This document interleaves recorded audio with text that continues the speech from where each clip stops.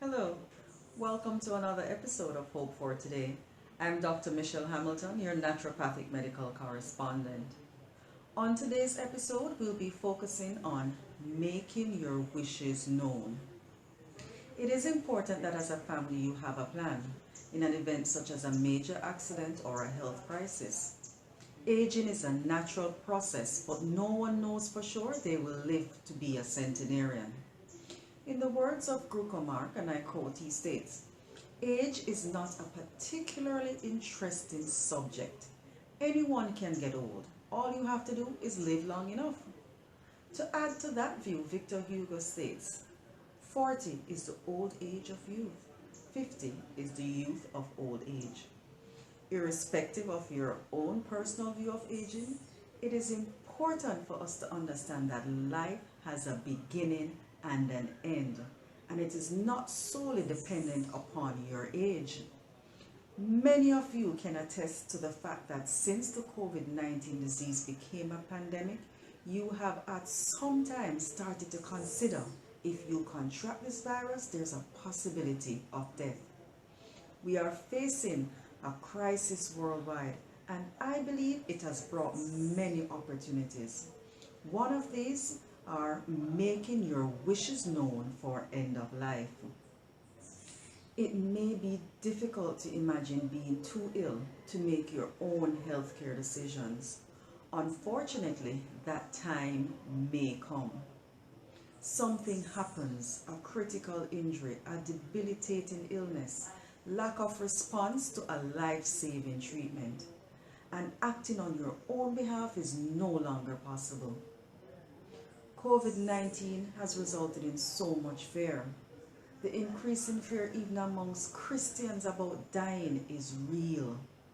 I hope I can offer you some insight of how to face your fears about dying during these uncertain times. Making your wishes known can be considered a gift we should give each other, and the process can help us face our fears and find peace.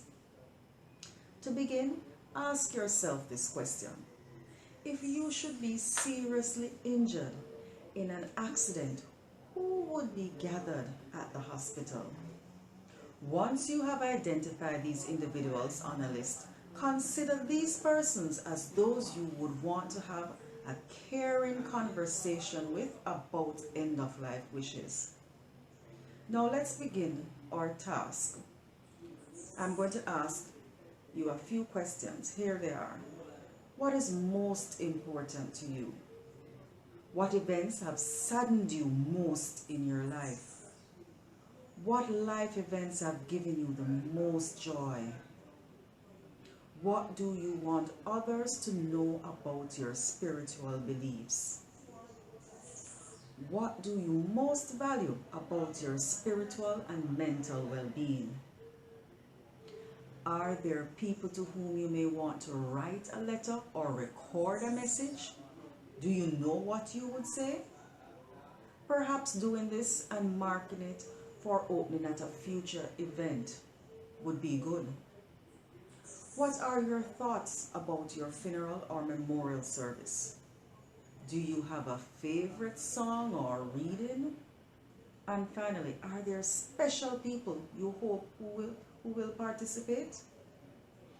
The answers to these questions I've just given will help to address some of your fears and provide comfort to those you love in the future. Now consider recording these answers in a journal, and if you are comfortable, include notations of these answers in your will. Making a will can be done at any time. It should not be a fearful task.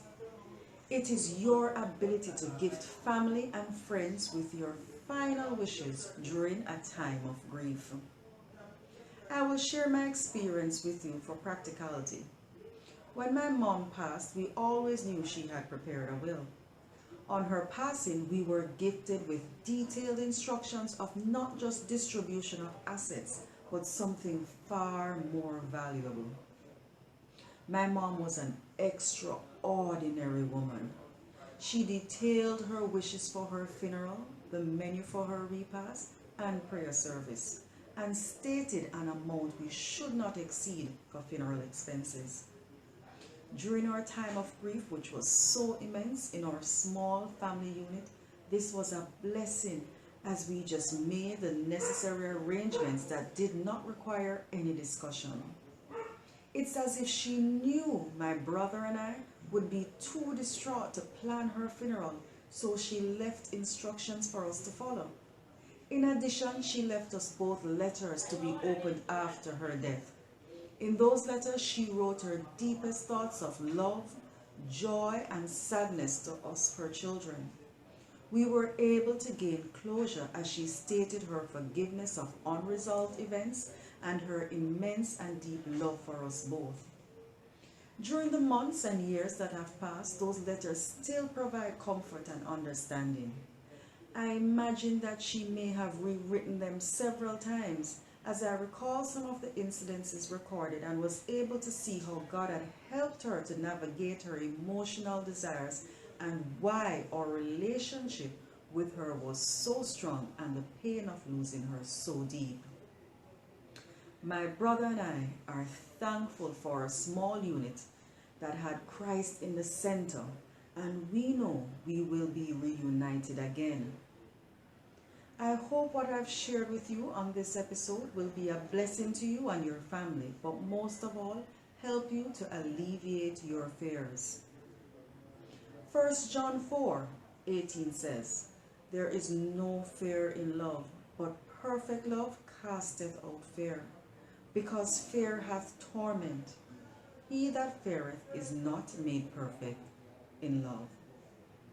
Thank you for joining us on another episode of Hope for Today. I am Dr. Michelle Hamilton, your naturopathic medical correspondent.